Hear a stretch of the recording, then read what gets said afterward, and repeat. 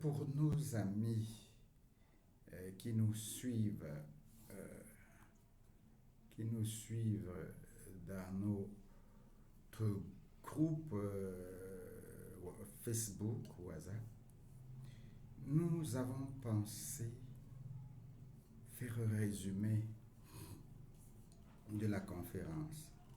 L'ambition, c'est de réveiller, rappeler la différence d'abord entre la vision que nous appelons dominationniste romano-judéo-chrétienne et la vision que nous disons uniciste, complémentariste de l'Afrique noire.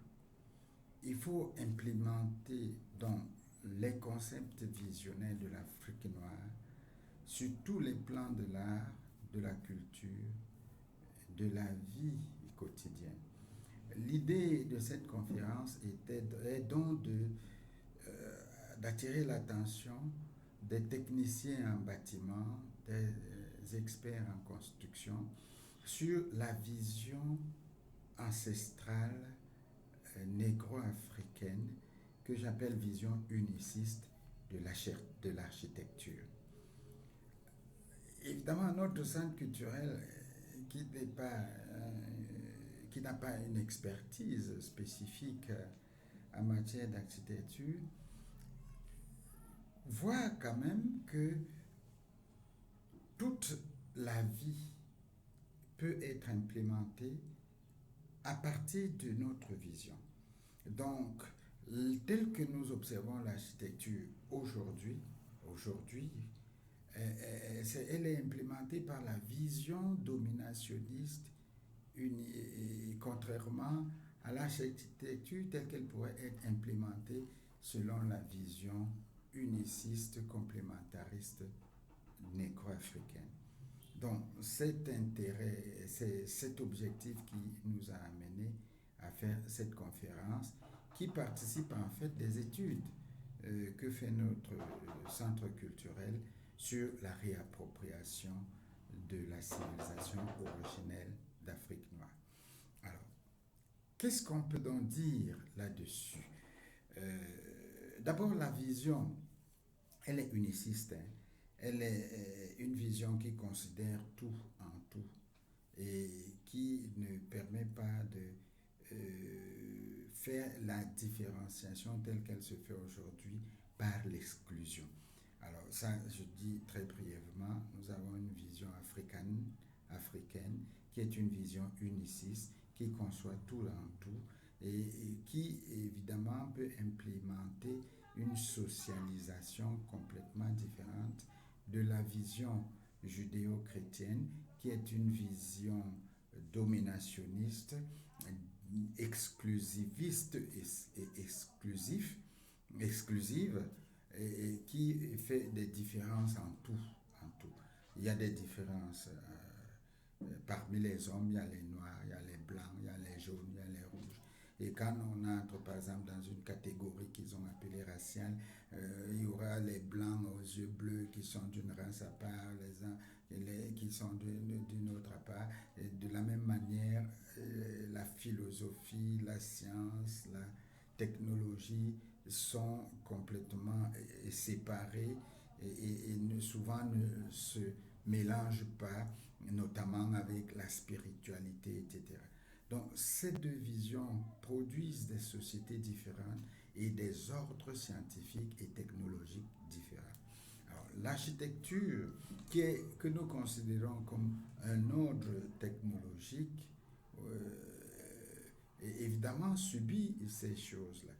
Elle est passée d'une architecture humaine à une architecture, j'ai envie de dire, de domination. Ne construit pas qui veut, seulement construit qui peut. Donc l'architecture, en tant qu'art de construire les édifices, manière de concevoir cet art, de disposer les constructions, les méthodes ou les façons de construire, évidemment, elle n'est pas tout à fait la même selon qu'on est dans la vision afro africaine ou dans la vision dominationniste judéo-romano-chrétienne. Et l'objet de cette conférence était donc d'amener les techniciens en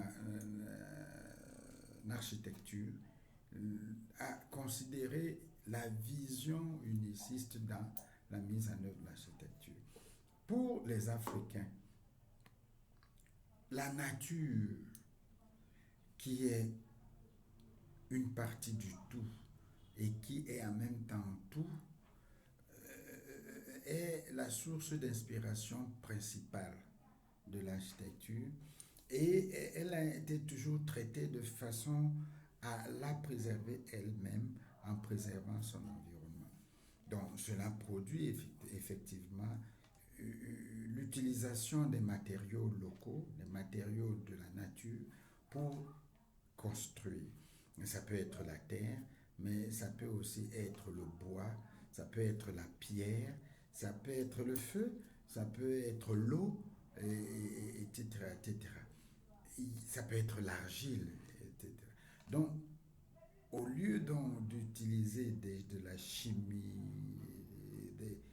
l'industrialisation qui exploite la nature souvent sans lui rendre ce que la nature lui donne, l'architecture africaine a produit des œuvres avec du matériel naturel et en préservant cette même nature. Il y a l'observation du respect de la nature et de la préservation de la nature, laquelle observation n'est pas tout à fait dans la conception architecturale que nous observons aujourd'hui. Voyez-vous, on utilise du bois, et lorsqu'on a coupé un arbre, c'est sans faire un rite, c'est sans considération de la valeur spirituelle de cet arbre, et souvent, le pire de tout, on n'a pas pensé à la reproduction de cet arbre. Donc, nous allons peut-être pour vous présenter quelques images qui vous permettront, lorsque cette vidéo sera traitée, de mieux comprendre la différence entre les deux types d'architecture. Il est également question de faire baisser le coût de construction de façon que celui qui veut construire puisse le faire. La construction aujourd'hui n'est pas à la portée de tout le monde.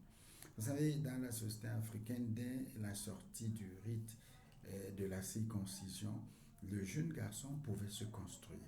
Est-ce qu'il est possible aujourd'hui de revenir ou de refaire ce type de choses? Nous disons oui.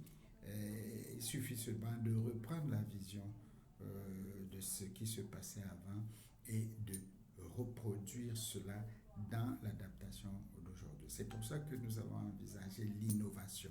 L'innovation dans cette étude ou dans cette recherche est la capacité d'adaptation du matériel naturel, du matériel de la nature aux exigences d'aujourd'hui. Le matériel naturel n'est pas nécessairement un matériel, fragile. Il n'est pas nécessairement un matériel sans confort. Au contraire, non seulement il résiste, mais il peut être confortable. Et il y a des adaptations aujourd'hui qui permettent, par exemple, de faire des toitures non seulement en paille, comme cela avait été fait, mais également en bambou, en y mettant des éléments toujours puisés dans la nature qui permet une plus grande résistance et une plus longue durabilité.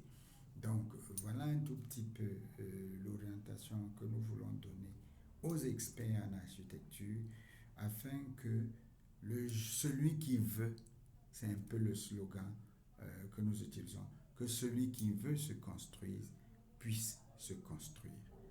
Mesdames, Messieurs, je vous remercie.